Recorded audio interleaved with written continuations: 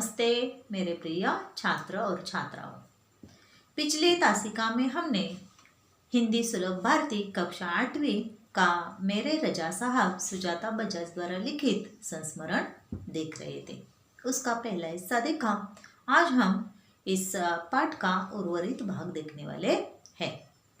पिछली तासिका में हमने देखा कि 23 जुलाई का समाचार जब सुजाता बजाज जी ने पढ़ा तो उनके मानस पटल पर रजा साहब के बारे में अनेक प्रकार के विचार आने लगे। जब वे फरवरी में दिल्ली में अपने गणपति प्रदर्शनी के लिए गई थी तब उन्हें लग रहा था कि रजा साहब उनका प्रदर्शन देखने के लिए जरूर आएंगे व्हील चेयर पर बैठकर, लेकिन उस दिन रजा साहब नहीं आए। उस रात को कुछ अनहोनी सी हो गई। उस रात रजा साहब सुजाता जी के सपने में आए और उनसे बोले और उन्होंने कहा कि एक बार मुझसे जरूर मिलने आओ। अब मैं यहाँ ज़्यादा दिन तक रहने वाला नहीं हूँ। वे उनसे बोले, बातें की और फिर उन्होंने कहा कि एक दिन मुझसे जरूर मिलने आओ। रजा साहब अपने धर्म के साथ साथ दूसरे के धर्मों का भी आदर करते थे। उनके स्टूडियो में कुरान था, बाइबल थी, गीता थी और गणपति का फोटो तथा अपने माँ का फोटो और भारत से लाई हुई मोगरे की कलियों की सूखी माला, ये सब अपने स्टूडियो में वे एक साथ रखते थे। इसका अर्थ है कि रजा साहब सर्वधर्म समभाव रखते थे।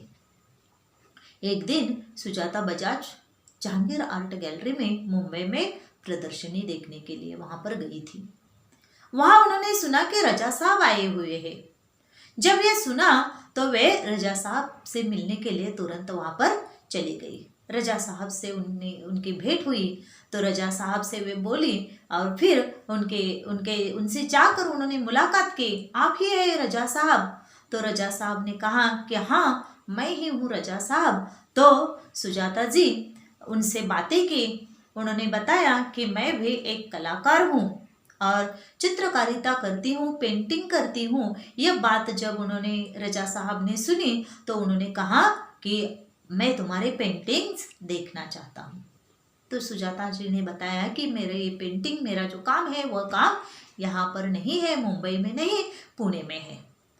तो रजा साहब कहते हैं कि तो क्या हुआ, चलो पुणे चलते हैं। तो रजा साहब तुरंत सुजाता जी के साथ पुणे उनका काम देखने के लिए जाने के लिए तैयार हो जाते हैं। हर काम में रजा साहब तल्लीनता से करते थे। उन्होंने जब कोई भी उनकी कविताओं का संग्रह हो या और कोई हो काम, वे मन लगाकर करते थे। जब कोई काम करते थे, पेंटिंग बिकने के बाद जब उसका पैकिंग करने की बारी आती है तब भी वे तन्मयता के साथ एकाग्रता से पैकिंग भी करते हैं। और पैकिंग करते हुए कहाँ करते हैं कि जब लड़की ससुराल जाती है तो उसे कैसे संभाल कर भेजना पड़ता है, उसी तरह वो अपना पैकिंग भी संभाल कर करते हैं। इस तरह हर काम में वे लगन से काम करते हुए हमें दिखाई देते हैं। कोई लिखना हो तो भी वे नाप तोल कर लिखा करते हैं। ऐसे ही कोई बातें वे नहीं लिखते। उन्हें फूल बहुत प्यारे लगते हैं। तो बच्चों, यहाँ तक हमने पिछली तासिका में देखा था। आज हम अगला भाग उर्वरित देखते हैं। चलो पेज नंबर पृष्ठ क्रमांक 17 निकालिए और पैराग्राफ नंबर 2 आप देखते रहो। मुझे याद है 22 अक्टूबर 1988 को मैं लंदन से पेरिस के गार्दिनो स्टेशन पर ट्रेन से पहुंची थी। रजा साहब स्टेशन पर मेरा इंतजार कर रहे थे। ट्रेन लेट थी पर वे वही डटे रहे। मुझे मेरे हॉस्टल के कमरे में छोड़कर ही वे चले गए। देखो, जब लंदन से पेरिस वे गई तब पहली बार उन्हें लेने के लिए रजा साहब आए हुए थे। उनकी ट्रेन लेट थी लेकिन फिर भी रजा साहब सुजाता जी की राह देखते रहे और जब तक उन्हें ट्रेन जब आई तो सुजाता जी को लिया और वे होटल तक छोड़ने के लिए खुद वे उन्हें जाते हैं और फिर ही वे छोड़कर चले जाते हैं। एक दिन मैं बीमार होकर अपने कमरे में पड़ी थी। रात 11 बजे रजा साहब मेरे लिए दवा भारतीय रेस्टोरेंट से खाना पैक करवा कर पहुंच गए। मेरे घर वालों को फोन करके कहा, आप लोग चिंता न करें, मैं ही हूँ पेरिस में सुजाता की चिंता करने के लिए। देखो, जब सुजाता जी पेरिस में गई थी तब वहां पर बीमार पड़ी, उनका वहां पर कोई नहीं था रिश्तेदार, तो रजा साहब उनके लिए रात 11 बजे उनके लिए दवा लेकर आते हैं, उन्हें दवा देते हैं, भारतीय रेस्टोरेंट से उनके लिए खाना मंगवाते हैं, दवा देते हैं, खाना देते हैं, और फिर उसके घर वालों को, सुजाता जी के घर वालों को फोन कर कर बताते हैं कि आप चिंता न करें, मैं यहाँ पेरिस में उनकी चिंता करने के लिए हूँ, आप निश्चिंत रहिए। तो इतनी जिम्मेदारी उन्होंने वहां पर सुजाता जी की ली थी। हर बार जब मैं या रजा साहब पेंटिंग पूरी करते तो सबसे पहले एक दूसरे को दिखाते थे। दोनों एक दूसरे के ईमानदार समालोचक थे। हमने मुंबई, लंदन, पेरिस और न्यूयॉर्क में साथ साथ प्रदर्शनियां की, पर कभी कोई विवाद नहीं हुआ। यह उनके स्नेह और अपनेपन का कारण था।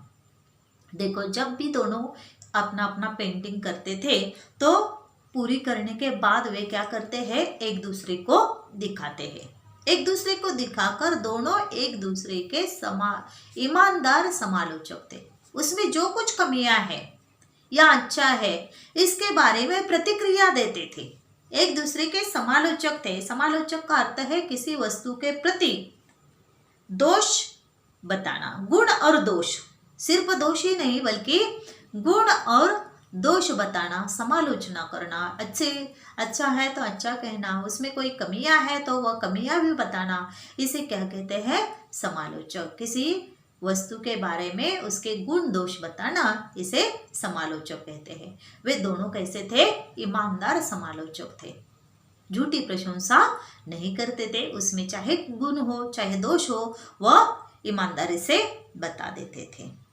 इन दोनों ने मुंबई में, लंदन में, पेरिस में और न्यूयॉर्क में साथ साथ प्रदर्शनियां की थी। प्रदर्शनी का अर्थ है वस्तुओं का प्रदर्शन लगा रहता है। मेला, प्रदर्शनी का अर्थ मेला। किसका मेला लगा रहता है, तो वस्तुओं का या चित्रों का, किसी भी प्रकार का प्रदर्शनियां होती है। तो यहाँ चित्रों की प्रदर्शनियां थी, उन्होंने साथ साथ प्रदर्शनियां की, देश विदेश में प्रदर्शनियां की, मुंबई में की, लंदन में की, पेरिस में की, न्यूयॉर्क में की। तो जहां जहां उन्होंने प्रदर्शनियां की वहां वे साथ थे, पर स्नेह और अपनेपन के कारण ही था प्रदर्शनियां की, पर कभी कोई विवाद उनमें नहीं हुआ। वे दोनों एक साथ रहते थे, लेकिन कोई भी झगड़ा विवाद उन दोनों में नहीं हुआ। यह केवल स्नेह और अपनेपन के कारण था। उन दोनों में स्नेह था और अपनापन था, इसके कारण दोनों में कभी भी किसी भी बात पर विवाद नहीं हुआ। हिंदी, उर्दू तो हमेशा ही बहुत अच्छी रही है। देखो, रजा साहब अनेक भाषाएं बोलते थे, हिंदी बोलते थे, उर्दू भी बोलते थे। हिंदी और उर्दू तो हमेशा ही उनकी अच्छी रही, लेकिन अंग्रेजी, फ्रेंच भी वे बहुत अच्छी तरह लिखते थे। रजा साहब को कौन कौन सी भाषाएं आती थी, हिंदी, अंग्रेजी, फ्रेंच और अंग्रेजी, उर्दू, ये 4 भाषाएं रजा साहब जानते थे। कविताओं से बहुत प्यार था उन्हें, वे कविताएं भी करते थे और कविताएं पढ़ते भी थे। कविताओं से उन्हें प्यार था। शेर, गजल व पुराने हिंदी फिल्मी गाने बड़े प्यार से सुनते थे। शेर सुनना, गजल सुनना, पुराने हिंदी फिल्मी गाने सुनना, ये उन्हें पसंद था। वे हमेशा सुना करते थे। एक डायरी रखते थे अपने पास, हर सुंदर चीज को लिखा लिया करते थे। उसमें उनकी एक खुद की डायरी थी और उस डायरी में हर सुंदर चीज को वे लिखा करते थे। मेरी बेटी हेलेना बहुत खूबसूरत हिंदी बोलती थी तो उन्हें बहुत गर्व होता था। वे हमेशा उसके साथ शुद्ध हिंदी में बातें करते थे। देखो, सुजाता जी की बेटी का नाम क्या है, हेलेना। यह हेलेना बहुत हिंदी सुंदर बोलती थी, खूबसूरत हिंदी बोलती थी, तो रजा साहब को उसकी हिंदी बहुत अच्छी लगती थी। तो हम अक्सर रजा साहब हेलेना के साथ क्या करते थे, हिंदी में बातें करते थे और बातें करते हुए उन्हें गर्व महसूस होता था कि यह बहुत अच्छी हिंदी बोलती है। रजा साहब को अच्छा खाने का बहुत शौक था, पर दाल चावल रोटी आलू की सब्जी में जैसे उनकी जान अटकी रहती थी। देखो, रजा साहब को अच्छा खाना पसंद था, लेकिन अच्छा खाना, उनका पसंद का खाना क्या था? दाल चावल रोटी सब्जी। आलू की सब्जी। सब्जी में कौन सी सब्जी पसंद थी उन्हें? आलू की सब्जी पसंद थी, और इनमें उनकी जान सी अटक जाती थी। यह उन्हें नहीं मिला तो अच्छा नहीं लगता था, भोजन करना पसंद नहीं लगता था। इसी तरह उन्हें ये पसंद के चीज थे दाल चावल रोटी और आलू की सब्जी। यह उनके पसंद का भोजन था, खाना था, यह उन्हें बहुत पसंद लगता था। मैं हफ्ते में एक बार भारतीय शाकाहारी खाना बनाकर भेजती थी उनके लिए, उनके फ्रांसीसी दोस्तों के लिए। इसलिए सुजाता बजाज जी क्या करती है? हफ्ते में एक बार उनके लिए और उनके दोस्तों के लिए, उनके फ्रांसीसी दोस्तों के लिए सुजाता जी क्या करते हैं? भारतीय खाना बनाकर भेज देती है।